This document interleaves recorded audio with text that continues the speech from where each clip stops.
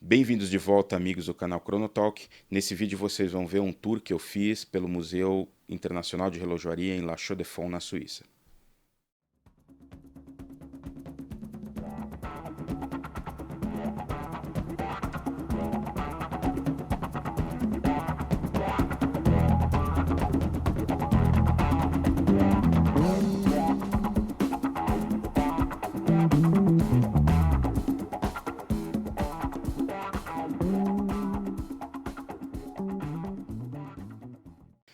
O Museu de La Chaux-de-Fonds eu considero o mais importante museu de relojoaria que existe. Entre os inúmeros museus que eu acho que são imperdíveis, realmente o Museu Internacional eu acho que tem que ser visita obrigatória entre eles, talvez até a primeira visita para quem tiver a oportunidade de ir para a Suíça com esse propósito e tiver um tempinho para dar uma passada por lá, porque realmente vale a pena. Esse vídeo não faz jus à quantidade e riqueza das coisas que tem lá dentro. Eu já visitei ele mais de 10 vezes ao longo desses anos, e eu acho que a primeira vez, que foi a mais longa, onde eu conheci cada centímetro do museu, eu passei lá dentro quase 5 horas, tirei mais de 3.000 fotos, enfim, eu aproveitei de verdade. E toda oportunidade que eu tenho de voltar para a Suíça, eu visito ele de novo, porque sempre tem alguma exposição temporária e nova, sempre tem alguma coisa nova para se ver lá. Vale a pena, então acompanhe esse vídeo. Perdão a qualidade da gravação, que não é excelente. Ela foi feita de maneira relativamente improvisada, então perdoem aí a qualidade não profissional desse vídeo. Mas acompanhe que vale a pena. Bom, pessoal, agora eu estou em La Chaux-de-Fonds. La Chaux-de-Fonds também é um dos berços da relojoaria suíça. A cidade é conhecida também entre os arquitetos e urbanistas por duas razões muito importantes. A primeira delas, por ela ser uma cidade planejada industrialmente, por conta de um incêndio que ela sofreu em 1794, que praticamente destruiu a cidade inteira, e ela teve que ser totalmente reconstruída e replanejada, pensando não só na iluminação dos edifícios. Era importante a iluminação natural penetrar nos edifícios para facilitar o trabalho dos relojoeiros, e também para evitar que novos incêndios se ocorressem, se propagassem com facilidade por causa da proximidade dos edifícios. Segunda razão para La Chaux-de-Fonds ser também muito conhecida entre arquitetos e urbanistas é por ela ter sido a cidade de nascimento do Le Corbusier, um dos pais da arquitetura moderna e com certeza um dos principais ícones da arquitetura moderna. Uma das coisas curiosas é que aqui em La Chaux-de-Fonds você encontra lojas como essa, lojas de antiguidades especializadas em relógios. Você encontra aqui coisas que são simplesmente raríssimas. Você não vai encontrar em nenhum outro lugar. Por exemplo, aqui a gente tem um computador de tempo de jogo, de bilhar. Na verdade, ele conta, eu acredito que ele deve contar a pontuação e também os valores apostados, algo do gênero assim. Esse é o tipo de raridade que você encontra por aqui.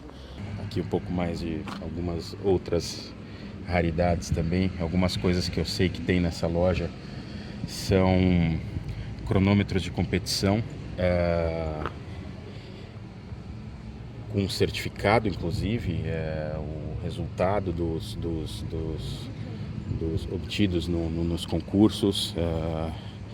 Enfim, são peças que valem uma graninha. Na verdade, acho que valem até menos do que poderiam valer, mas ainda assim valem uma graninha. Ali a gente tem exemplos de aquelas caixinhas de alumínio com um mecanismo dentro. Aquilo são cronômetros de competição. São peças únicas. Do que eu posso ver daqui é um Longines. Peças únicas. Realmente coisas simplesmente incríveis. La Chaux-de-Fonds também é um patrimônio histórico da humanidade, tombado pela Unesco. E eu estou chegando aqui no Museu Internacional de Relojaria, que é o principal museu, maior e principal museu de relojaria da Suíça e com certeza do mundo.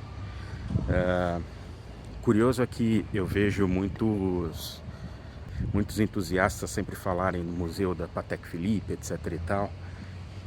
E o museu da Patek Philippe é brilhante, sem dúvida. Eu já visitei ele, eu visitei alguns dos principais museus. Na verdade, os museus públicos ou privados que não sejam de uma única marca, eu visitei praticamente todos, que são o Museu Internacional de La Chaux-de-Fonds, o Museu de Le Locle e o Museu do Vale do Joux. O Museu do Vale do Joux é um pouquinho mais complicado de chegar, ele é bastante distante, porque o Vale do Joux é um lugar pouco acessível, relativamente pouco acessível. Então, aqui eu já estou na frente do museu, o Homem e o Tempo.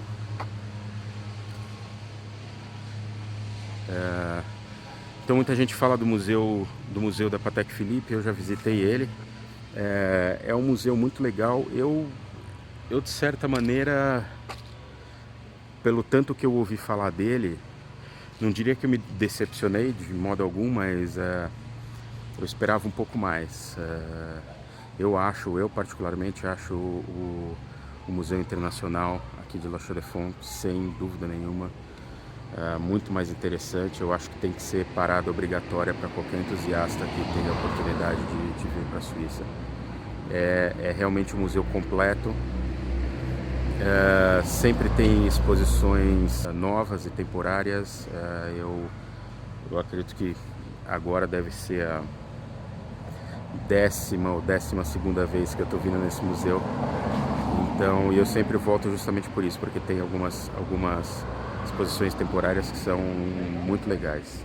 É isso, vamos lá.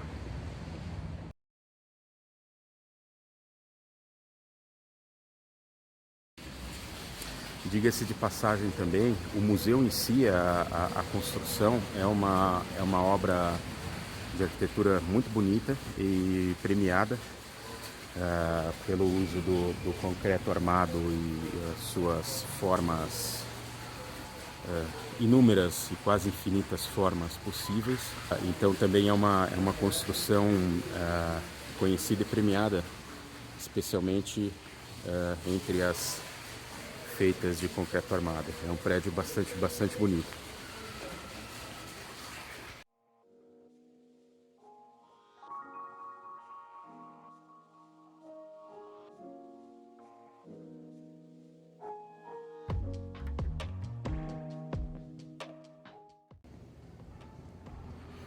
Aqui logo na entrada a gente tem uma série de relógios de igreja.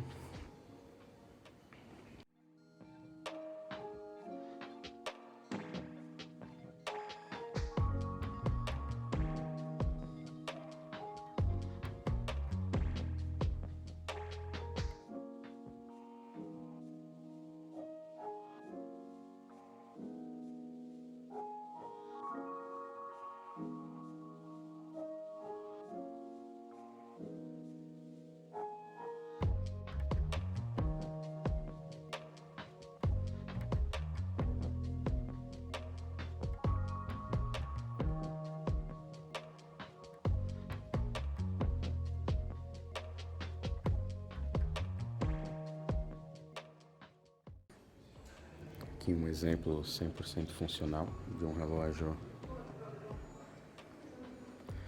de igreja. Um escapamento Verger Folio.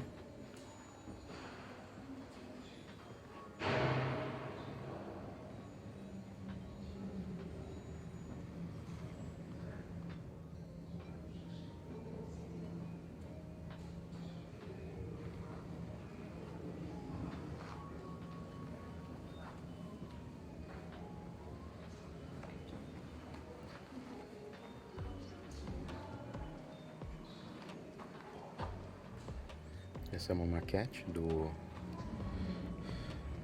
da igreja que possui originalmente esse relógio.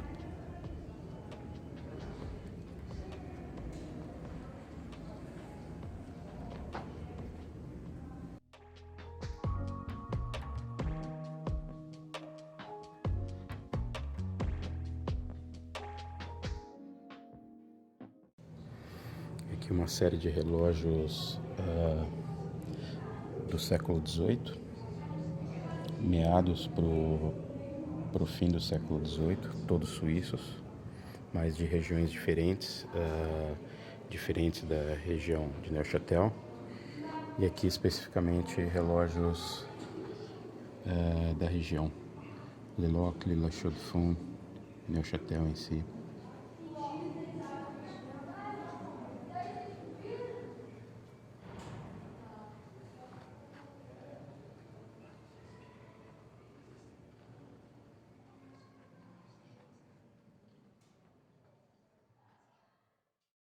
Aqui uma curiosidade interessante, alguns dos primeiros relógios de precisão elétricos, a gente tem esses dois primeiros aqui, início do século XX, em 1905, um pouco mais moderno, um Zenith de 1940, e um muito curioso é esse daqui. Isso daqui é um relógio a quartzo. Pra vocês verem o pequeno tamanho dele.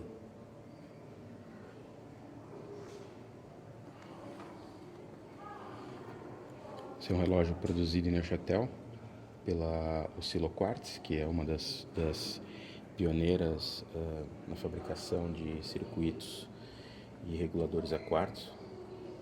E, enfim, basicamente tudo que vocês estão vendo aqui, desde divisor de frequências, o gerador a quartzo em si, o próprio cristal, toda a parte elétrica e mais parte elétrica para chegar no relógio, tudo isso que vocês estão vendo é o que cabe hoje num circuito eletrônico de um relógio a quartzo de pulso. Uma peça hoje desse tamanho contém tudo isso daqui. Essa é uma das peças que eu acho mais legais do museu. É realmente impressionante esse primórdio da marcação do tempo com a utilização do quartzo.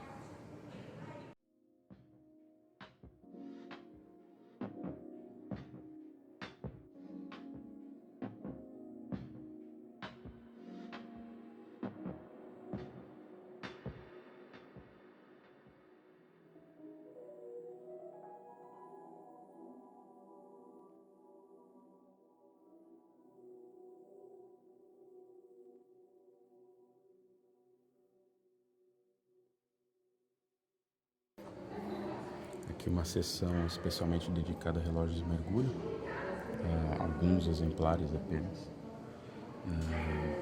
um equipamento de teste antigo, aqui alguns relógios clássicos. Tem um ali que não precisa nem dizer que tinha que fazer parte, né?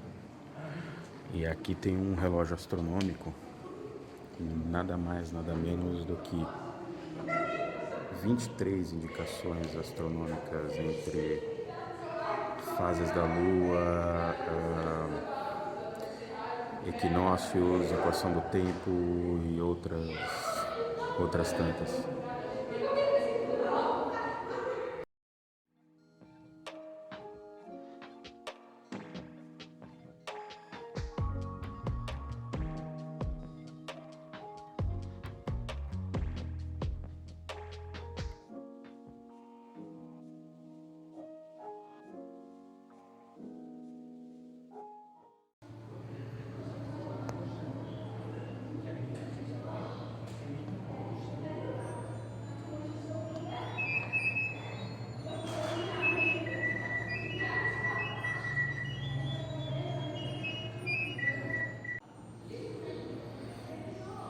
Esse relógio que está aqui é apenas um dos que estão em restauração nesse momento.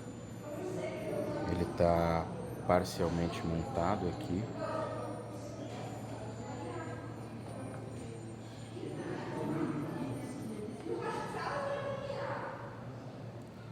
Ele ainda está em fase de conclusão da restauração.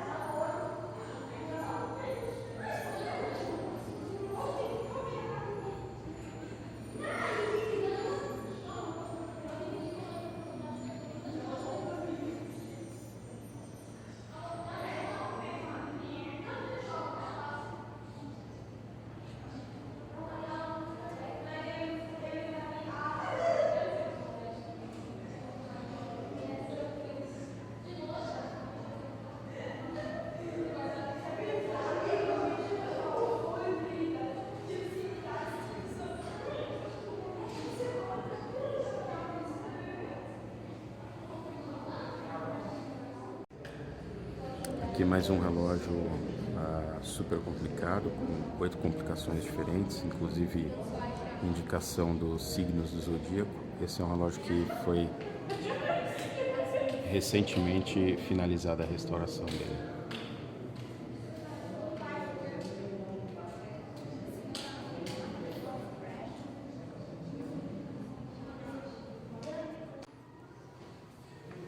Uma das coisas que eu acho muito legais nesse museu são esses painéis.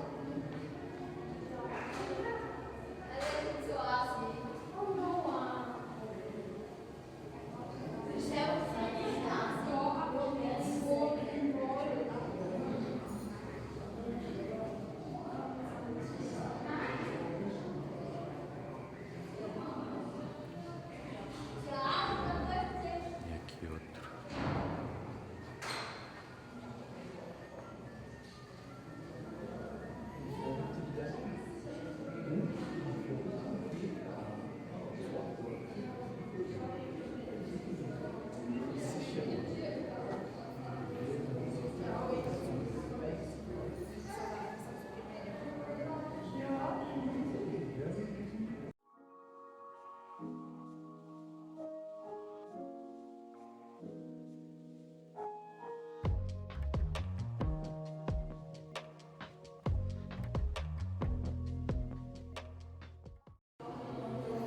Aqui entre as raridades que tem aqui nesse museu, num Atmos de 1932.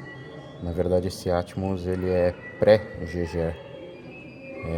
Ele só passou a ser fabricado pela GGE em 1936. Esse daqui é um Atmos anterior a ele, muito raro.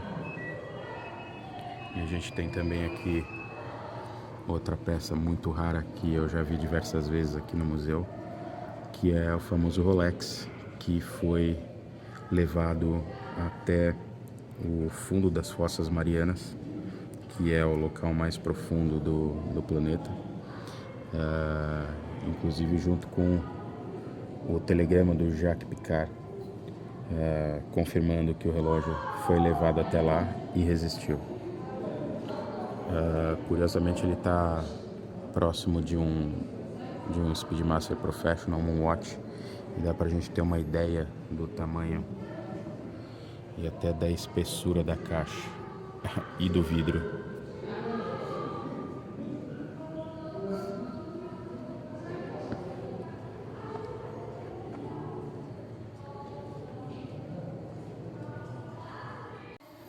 Uma das coisas muito legais desse museu é que ela também tem uma coleção de equipamentos de relojaria, ferramentas. Isso daqui é um torno de fazer parafusos automático. Ele é de 1910, de uma época em que as máquinas não eram alimentadas individualmente, mas sim por um eixo que passava por toda a fábrica, e as máquinas eram ligadas por polias e correias. E essa é uma máquina que até então os parafusos tinham que ser feitos manualmente, e essa máquina era capaz de produzir parafusos completos de maneira automática.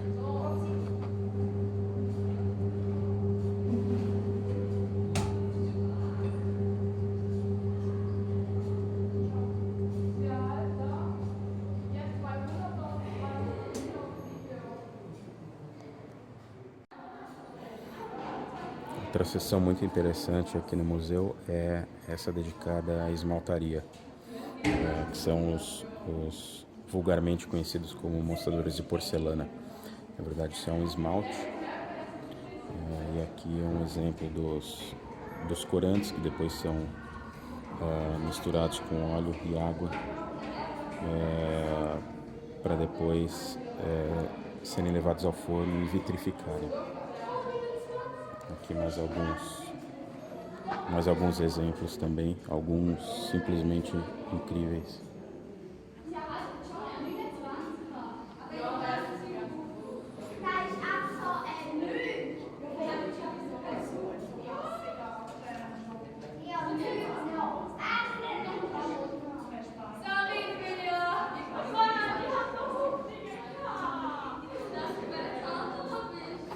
Isso daqui é exatamente o que está pintado neste mostrador de maneira bem ampliada.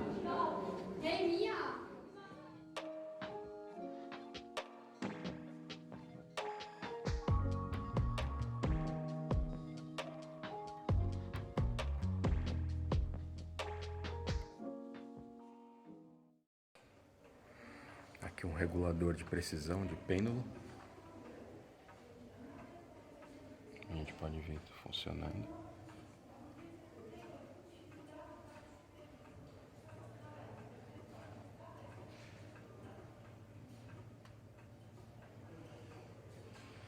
Essas são algumas das peças dos reguladores de precisão funcionando aqui no museu. A gente tem aqui um relógio de ponto mecânico.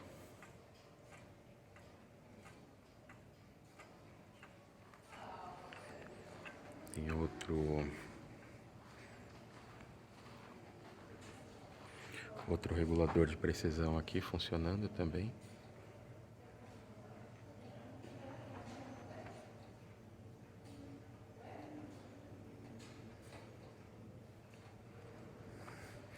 Aqui uma pequena seção dedicada a relógios de aviação ou voltados para aviação. Inclusive um raríssimo cronógrafo de cockpit Breitling, muito raro, ainda mais nesse estado.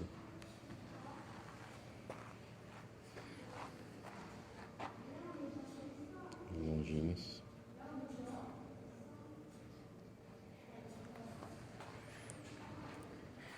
A gente tem aqui uma seção onde tem relógios de pulso diversos.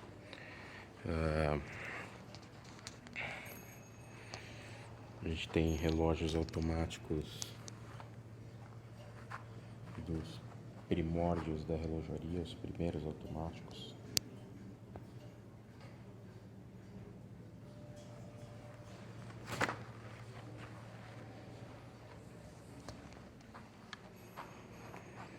Alguns um pouco mais modernos e algumas evoluções entre micro-rotor,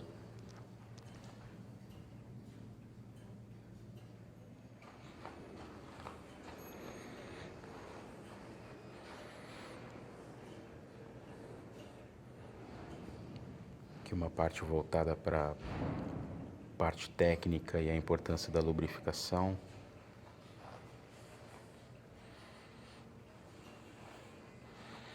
E da precisão de alguns componentes, como os amortecedores de choque, os reguladores.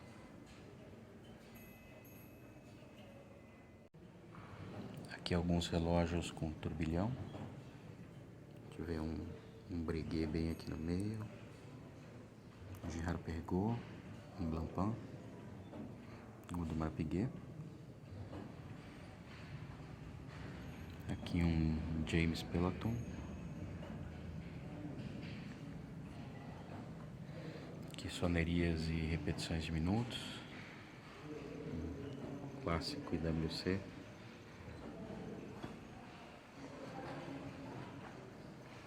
Cronógrafos com complicações, como o Rattrapante.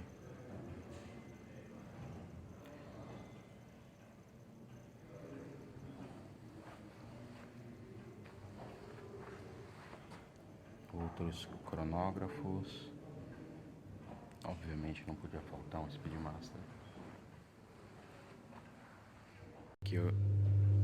Isso aqui eu acho o máximo. É um modelo do escapamento de âncora suíça. Uma escala bem grande, não sei dizer que escala exatamente é essa, mas esse modelo foi inteiramente feito à mão em 1874.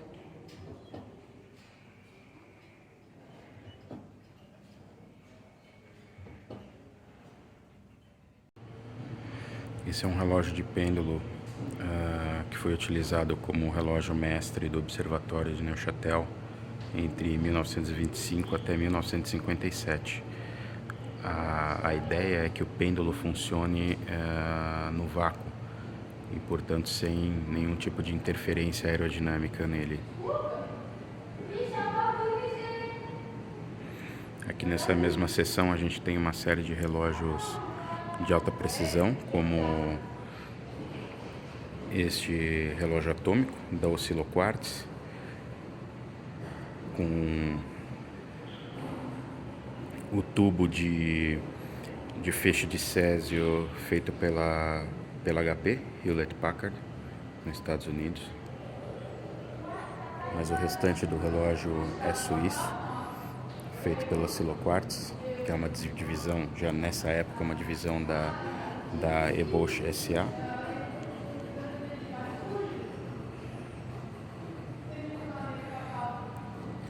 Aqui um outro exemplo de um relógio atômico, também da Oscillo Quartz.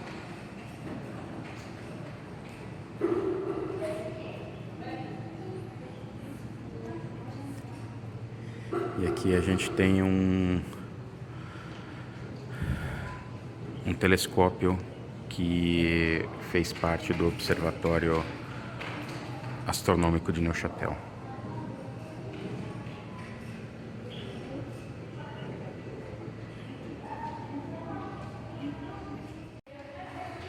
Aqui uma pequena viagem na linha do tempo em busca da precisão. Os escapamentos mais rudimentares conseguiam uma precisão de mais ou menos 15 minutos ao dia, como o escapamento Folliot, muito comum entre o século XIII ao século XVII.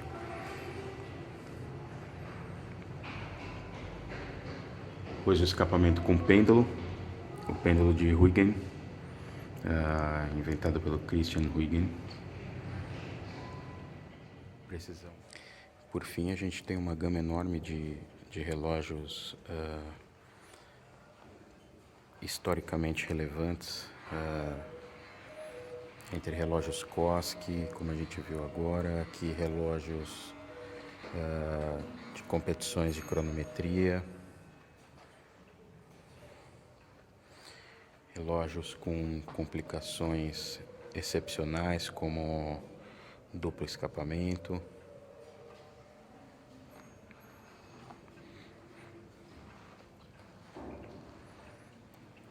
relógios esqueletizados de pulso e pulso.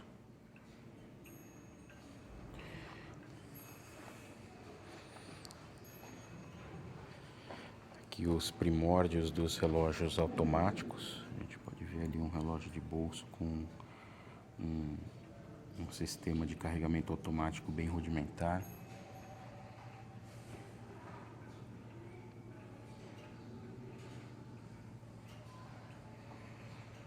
Aqui automáticos mais modernos.